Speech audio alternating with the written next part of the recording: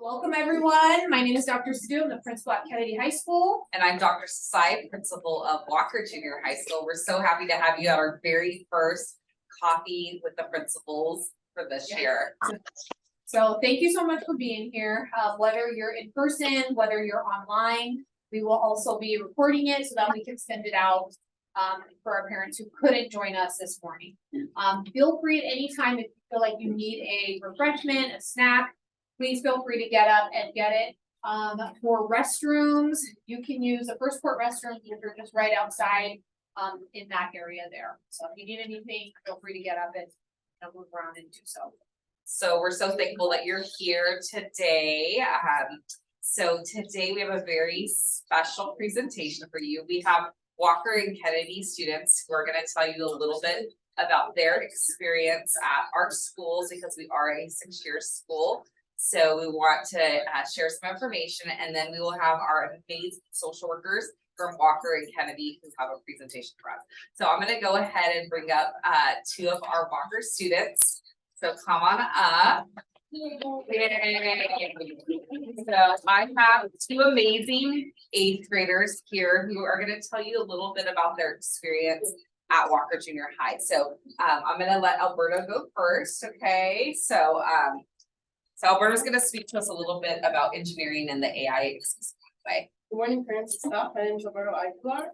I go to Walker Junior High. I'm in the 8th grade. And I'm currently taking Engineering 1, which is a part of the AI exclusive pathway.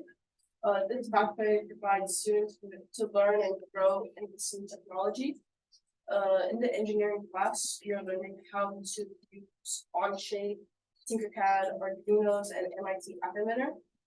Our teacher, Mr. Takahara, informed us that we're creating fun projects such as building robots, creating new apps, and also just including fun other things, laser cutters and everything. My favorite project that we've done so far is create mini stoplights to help with traffic problems on the Arduinos. And I like this program because it can provide a good foundation for students in the future when they go to college and when they start working. Awesome. Thank you all for our engineering 1 class and our exclusive AI pathway. So students continue on in the AI exclusive pathway through high school too. So Alberto is going to continue on at Kennedy as well. I'd like to turn it over now to Rachel. Another one of our 8th graders who's going to tell us a little bit about her experience in the core program. Hi, I'm Rachel. I'm an 8th grader, and I'm going to talk to you today about my experience at Walker, specifically the program that introduced me for, which is a history and English class that's conducted through civic action. I think as a 7th grader, going into middle school, I felt overwhelmed and scary because it was like catching a glimpse of the real world. And just becoming aware of the problems of this world, I felt hopeless. But Court took that hopelessness about taking action and reversed it into something about seeing societal problems with boundless purpose. And my favorite project at Walker would be the school-wide civic action project. Last year, we sent letters to the senator about vaping and nicotine and how it's bad for the environment. And just, it's too available for teens around the world. And the law, and we sent letters and we actually got responses back. And it was really cool, and not to mention the letter was super fancy. Yay. So again, just a little sampling of our learners at Walker Junior High. So we're so proud of you, Rachel and Alberto. Thanks for speaking with us today. We're going to go ahead and turn it over to Dr. Sidhu, who's going to introduce some of our Kennedy High School students, former students of Walker. So we're excited. So we're going to turn it over. Right, thank you. That was amazing. So thank you. It's just so nice for you all to see what our students are doing, what they're capable of. Sorry. And how they are growing. So you're going to hear from Bella, Ikra, and Jonathan this morning. They are current Kennedy students, and they're going to share their experiences here at Kennedy and which program they're a part of. So come on up. The floor is yours.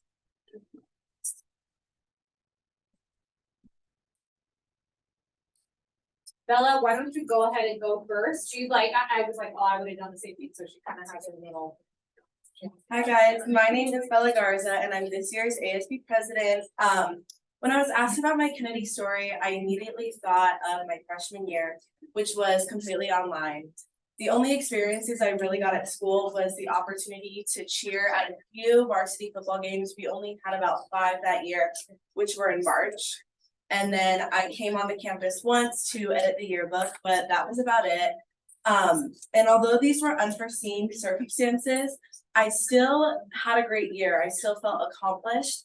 And this motivated me to really go the extra mile the rest of my high school years. So my sophomore year, I was a member of varsity cheer and I ultimately made the decision to join ASB. Start of my junior year, I was junior class president, which involved planning prom and socials for the junior class. But what I didn't realize was ASB is so much more than that. I formed such a bond with everyone in there. And it gave me such a sense of school pride to the point where I tell everyone I am so proud to go to Kennedy. I'm so proud of this school and I'm so proud of the culture that we have here. I ran for ASB president, which with 1 year of ASB under my belt was very nerve-wracking because I didn't have the same experience that everyone else had. But with the help of so many teachers around campus and staff, everyone reassured me that the race was fair and I had the correct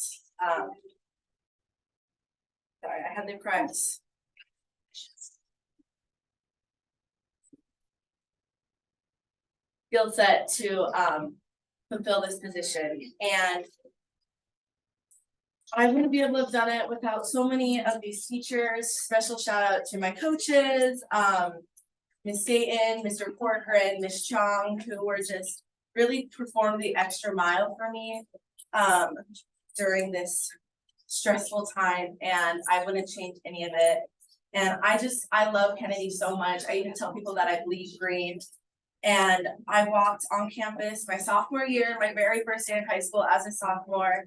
And I just really wanted to make the most of every single second. And I love Kennedy so much, and I'm so proud to be ASB president.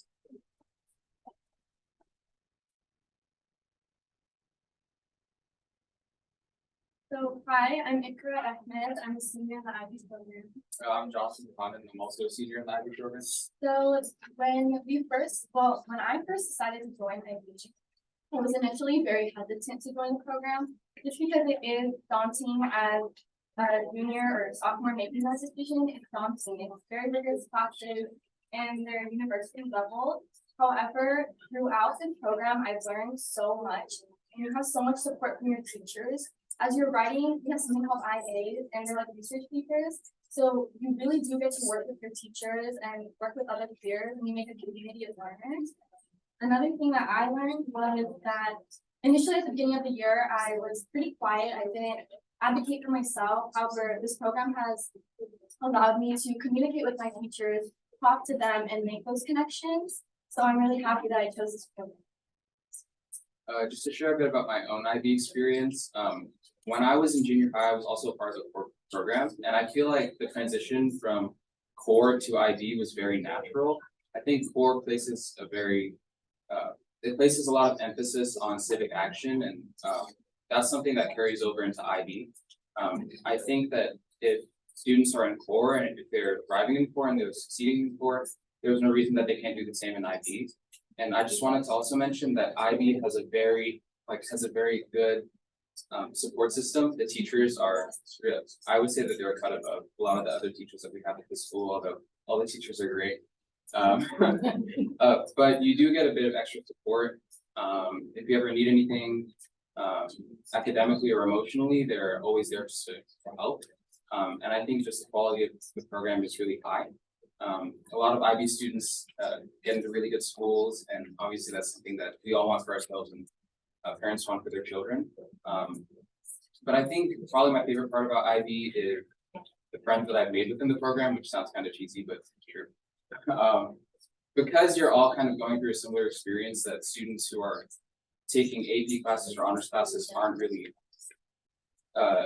they have that experience, but with IB you have IAs, you have an extended essay, there are a lot of niches within the IB program that kind of make it so that the students who are in it can become very close and they form their own support system. And I think that that's something that is really valuable, and I wouldn't change it for anything.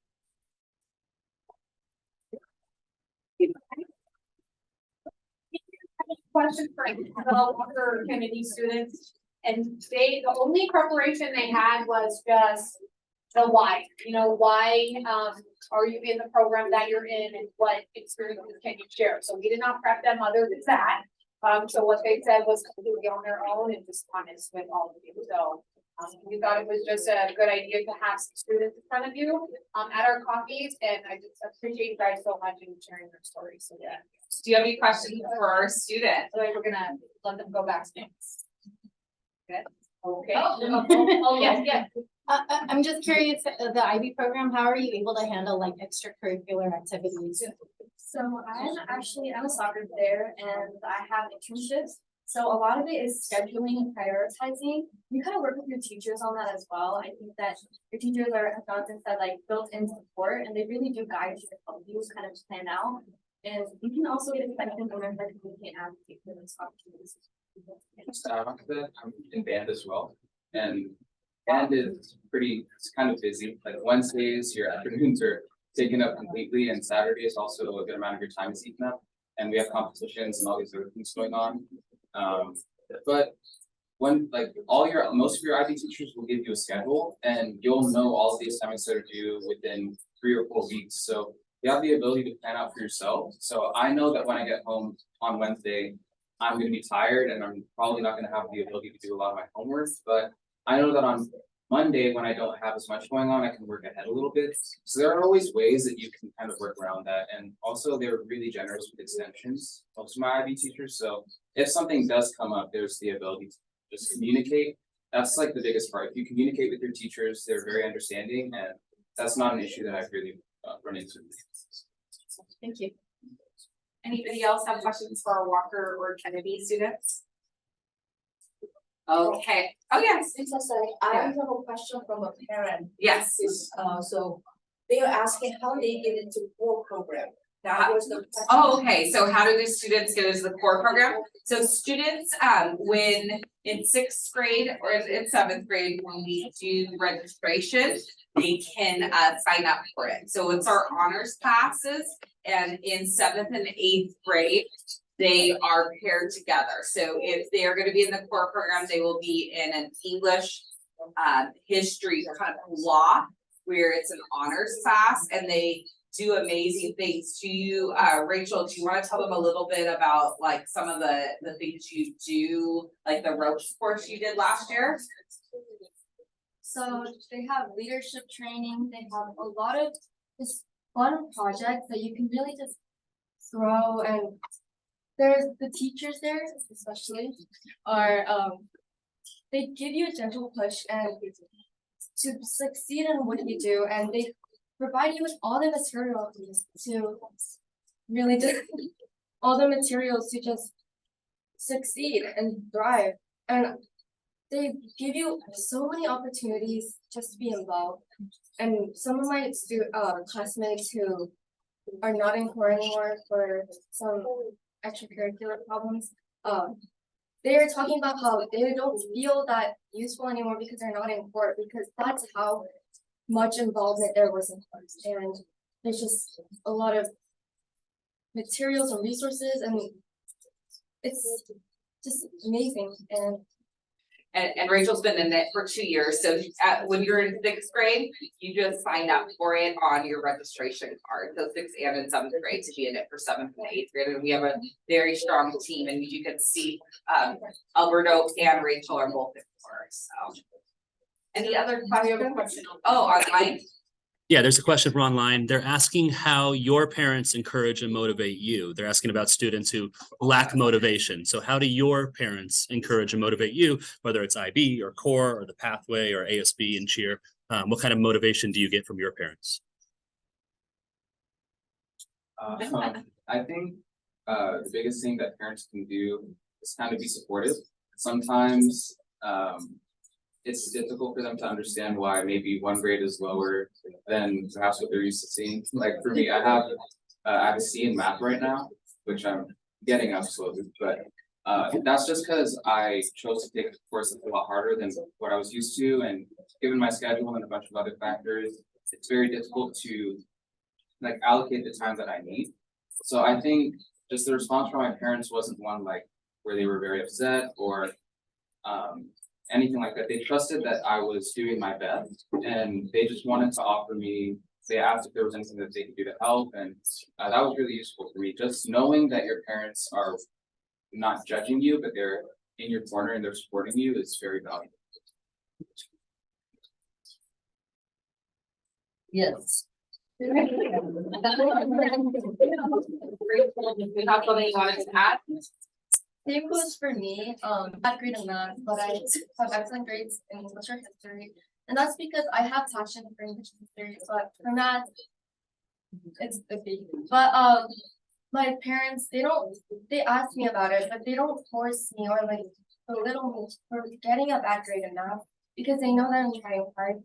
And they offer like help for too, whether I want a tutor, whether they can do anything, what's going on, and they don't really ask me to. They always tell me that grades are not important, and it's how much I try. And I feel like those students who are forced or like forced by their parents to get good grades, I don't think that works because it's all about the students' passion, whether they want to do it, and that makes a very big difference. Okay, so we're gonna send our high school back to class. Junior, you guys did amazing. Great job with that. And okay, and then walk. Okay, thank you again. Wasn't that amazing to hear from our students themselves? And it's so great. So what we're going to transition to next is our two social workers. We're so fortunate that each of our sites, we have a full-time social worker. So we have an amazing team of Miss Crystal Kim and Miss Stephanie Flores. So they will be presenting for us today. And then can we just take a quick pause Yeah. so we can set up some of the needed and we can give them a baby sound Thank you so much. Okay, thank you everyone for that short break. We got some coffee and some treats. So we're gonna go ahead and turn it over to our amazing social workers. So we have Stephanie Flores and Crystal Kim. Good morning, I'm Stephanie Flores, I'm the Kennedy School Social Worker. We just kind of want to start off this presentation. It's actually brought to you guys today in part because September is our suicide awareness campaign. Kennedy's campaign is taking place this week. We're having the parent component, which is for all of you guys. We're providing that awareness and education. On Thursday, our students are going to have a student presentation in their advisement period, where they're going to get some more information about suicide awareness and also have an opportunity to do a helpful activity. And then on Friday, we'll have quite a few exciting therapeutic activities on the lunch quad. We have our ASB students supporting, we have our NAMI club supporting. So a lot of the students have been very proactive in making this come alive for their peers. And so we will be hosting all of that on Friday as well at Kennedy. And hi, I'm Crystal Kim. I'm the social worker over at Walker. Similarly to Kennedy, our campaign has kind of spread out throughout the entire month. So the students have already seen their portion of the presentation in their advisement period. We're here today with you all now for the parent piece, and then we're gonna have our lunch activity next week on Friday. So with that said, I think we're ready to start. So our theme for this month, Suicide Prevention Awareness Month, is Hold On to Hope. So if you saw Miss Flores's t-shirt, this is our staff t-shirt that we're all wearing on the days that we have our lunch activity. It has 998, which is the National Suicide Prevention Hotline. So staff have been wearing the shirts throughout the month to kind of promote that suicide prevention. They're safe people for them to seek out.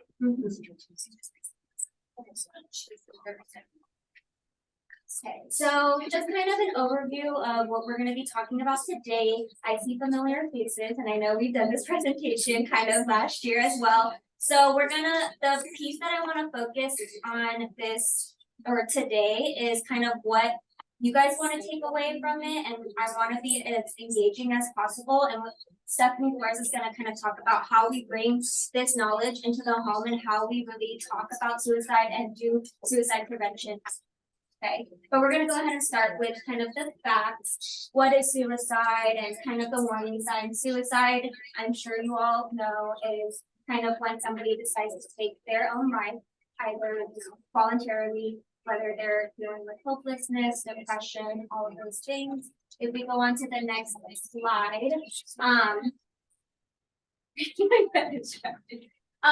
some facts and myths. So talking about suicide does not enhance suicidal behavior. I think that's a very big fact and kind of a myth that we battle with. A lot of people believe, oh, if I talk about suicide, that's gonna make the person more likely to engage in that behavior, and that's not it at all. If you take one thing away from this, please know that talking about suicide actually helps prevent it, because once you know about it, then you can take the actionable steps necessary to help the person, right?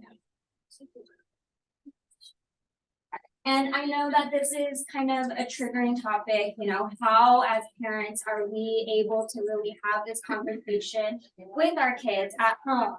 It's a scary topic. This is not something that we all learn to talk about. So that's kind of what we're here for today. I want to just kind of validate that this is not an easy topic, but we here at Kennedy, at Walker, are here to support you all, give you the knowledge, the resources, and kind of collaborate together as a team to help out our community. And again, please, it's okay to ask. It's okay to ask, are you thinking about suicide? Are you thinking about harming yourself? Are you thinking about taking your life? So again, our hope from today's presentation, we kind of discussed the big myth and fact about suicide. And I'm gonna touch in a little bit on what we do as a school to really raise suicide awareness and prevention. And then eventually we're gonna talk about how we bring that into the home.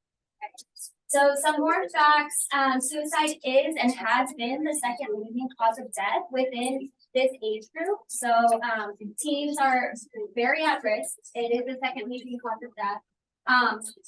Males are more likely to die by suicide than females. And in 2021, 9% of high school students have reported attempting suicide. And suicide does not discriminate. It affects all gender, age, race, ethnicity, religion. There's no discrimination on it. Anyone can struggle with this. This is kind of a big, 70% of parents were unaware of the child's suicidal thoughts, and 78% of parents were unaware of suicide attempts reported by their child. So with these stats, it can be pretty scary, and that's why we're really enforcing this topic and kind of putting this topic to our parents so that you guys know how to have this conversation and that we can bring awareness. Okay, some warning signs. You guys are gonna get a copy of this presentation as well. I know I've seen pictures being taken. So you guys will definitely be getting a copy of this. So a warning sign I really want to touch on is the person says, I want to kill myself, or I'm going to commit suicide. The lingo that kids say now is, I'm going to KMS, kill myself. So if you guys are monitoring your students' phones, we see that a lot, right? I don't know if you guys have ever seen that, but just know that KMS equals kill myself. Here at school, we do have a system with our technology where we get flagged if there are high rates, if they're using their student account and they're reporting things like I'm going to hurt myself, like suicide. There's trigger words that will alert our mental health team. But just so that you guys are aware, KMS is a lingo that a lot of students have. So if you see that, it doesn't necessarily mean suicide because it is a lingo that they're using often, but it is, I think, best practice to kind of follow up with them and be like, hey, are you truly having thoughts of killing yourself? If not, let's not use that. Like, let's not say that because it can be serious and people really go through that. Okay, so risk factors. Risk factors, I want you all to kind of be able to differentiate. This does not mean that this person is going to like die by suicide. These are just kind of factors that might enhance the likelihood of this happening or kind of a mental illness. So some of them are kind of a pre-existing mental health concern, right? If the student is already struggling with depression or anxiety or both. Bullying is a big one, right? If they're struggling with bullies and don't know how to kind of tackle that, whether it's engage a teacher or staff to kind of help them out of that. Lack of family support or even just kind of lack of support in general, like isolation is a big one. And something to be mindful of is a very sudden shift in behavior or mood. That's a big one that I like to kind of push out to parents that might be a warning sign, like, hey, what's going on with my kids? I should check in on them and have a conversation. Okay, and this part, we have one slide for this. So what are we doing here at school? Like we talked about, we do kind of mental health campaigns.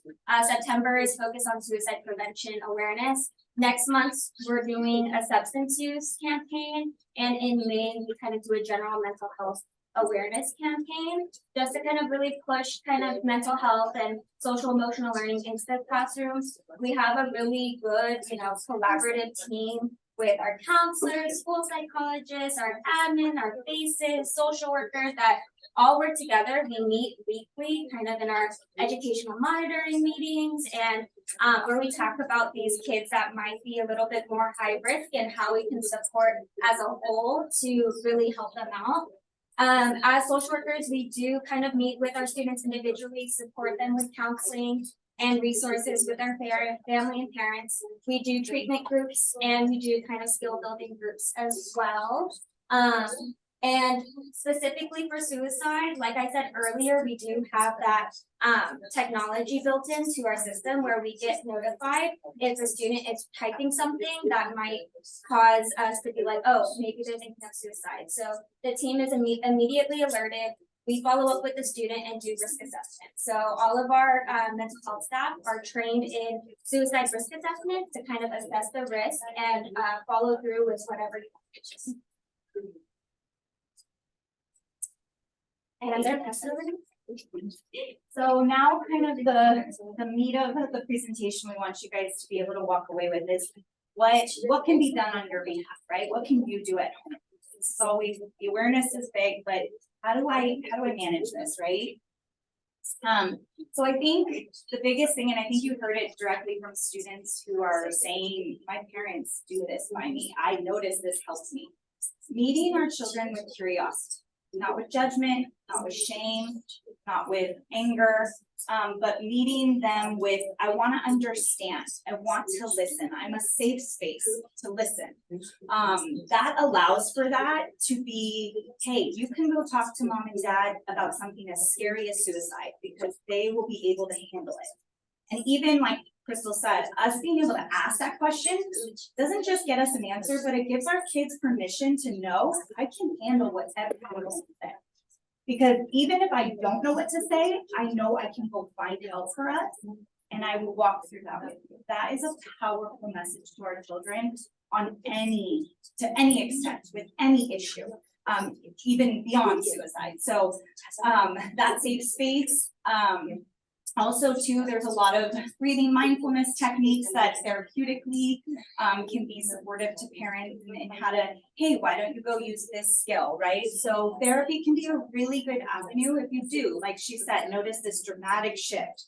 All of a sudden your student's doing fine, they're totally good.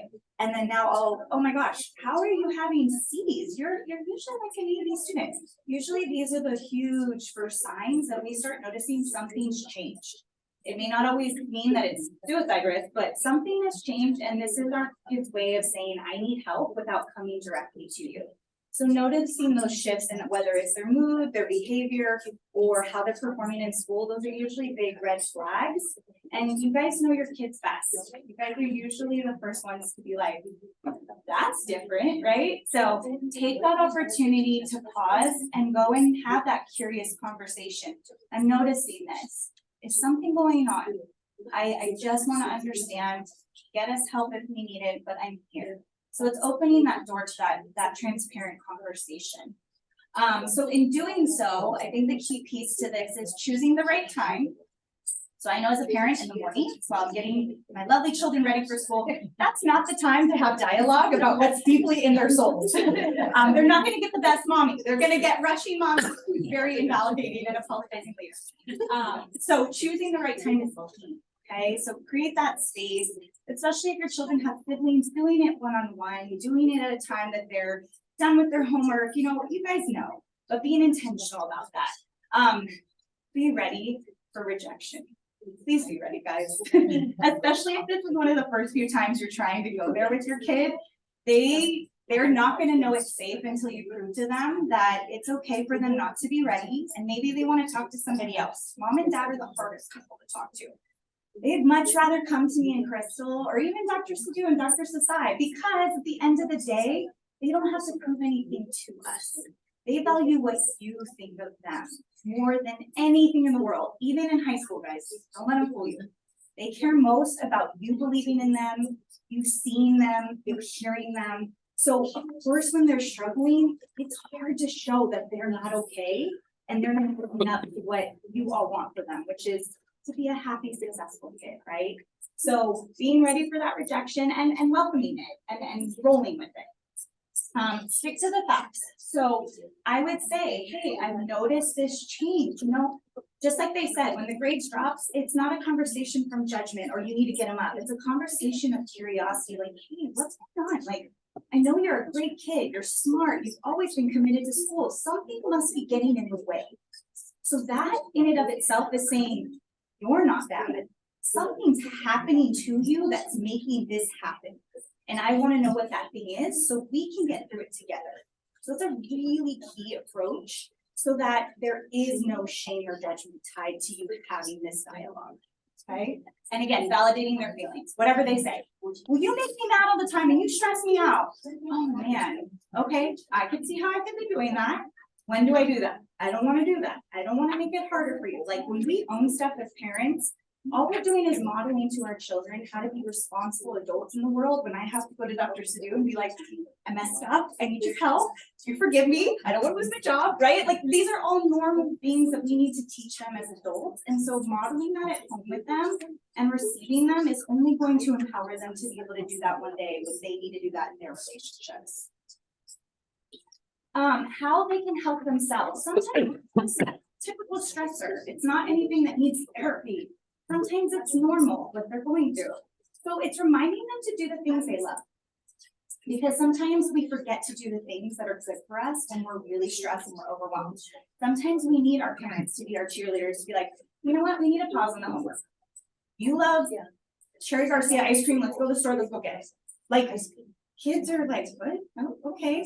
These types of things bring them back to what makes them well, what makes them happy. Connection, guys. At the end of the day, they need their friends, but if home is disconnected, their friend choices start to look very poor. They start to find other kids that are disconnected at home too, and that can lead to very bad behaviors. So keeping your bond and your connection at home, that is the best way to prevent suicide, even if you never ask them about it. Staying connected, having fun with them. It's not just about the to-dos. Oh, you gotta get this done and we gotta go here and I gotta be your taxi driver and all the things. It's not just that. It's about having that quality time of joy, even if it's dumb. Let's pull out a board game. They'll reject it, right? We talked about rejection. We're gonna roll with that. And then all of a sudden, 5 minutes in, they're laughing and they're having fun because now they wanna beat you, right? So bring it back to the simple stuff. They want to connect with you. They just need that opportunity for you to welcome it and to receive it and to participate in it. And again, you guys don't have to do this alone. You have all these people here that are always a phone call away. We have supports on campus. And we are really good at finding the therapeutic supports outside in the community if you and your child and your family need that support. The school has become capable of that. We do have our mental health department now, and it's been able to help a lot of kids in a lot of ways and a lot of families.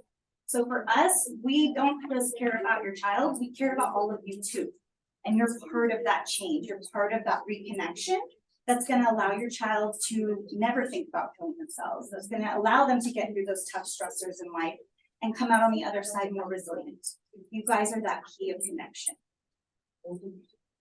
Again, we will, and we are sharing this whole PowerPoint, so there are resources here, there are crisis hotlines. Let's say your kid does say yes, and they need to talk to somebody.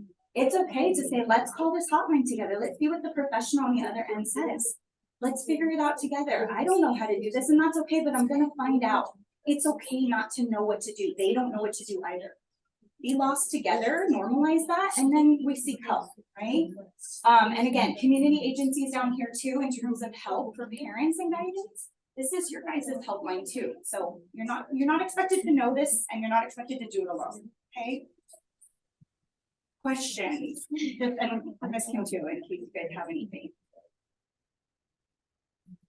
I know it's a lot, but can I just tell you, the fact that you're sitting here right now tells me that each and every one of your children is very, very fortunate. And they feel that you care, because to come and do this means you're caring for them at home. Okay, so please give yourselves a pat on the back first, okay? Well done. And our parents online, well done for showing up and just being present to know, because these are the little reminders that keep us going. Parenting is hard, guys. We need reminders. We need reminders to keep the hope with our kids. I know I do, and I do this for a living. I still need that, okay? So, yes, any questions? Kind of question, but just wanted to share. These two people have been invaluable in my life for the last year. So trust them, right? If you don't know what you're doing, you're not gonna know. It's the scariest time of your life. But trust that they know what they're doing and reach out. It will save you so much like mental stress and just, like just let them do what they do. Work with them, be very open-minded and willing to understand the process and trust the process. It makes the world a difference, and so don't be afraid to do it, right? I mean, it's hard to let go of yourself and look deep within and say, hey, is it me? Is it something else? It doesn't matter, right? It's just what is best for your kid. Let them help you. So don't be shy.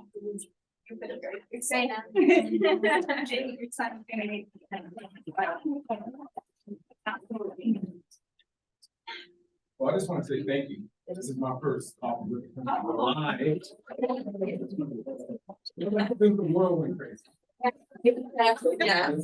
And so I have learned so much from every one of these coffee with the principals. Still learning, right? To be a better parent, to be a better person. We live in a different world today, having these resources, but I have clients who live in South Orange County where there's tons of money. And I talk to them about these meetings, and they have no clue, they don't have stuff like this. So we're very, very fortunate. Yeah, they don't have this. We're very fortunate, I feel, that we can learn how to be better people, better parents for our kids. Stuff that I didn't deal with as a kid. Not to say the kids weren't going through this stuff, but the resources there. I just want to thank you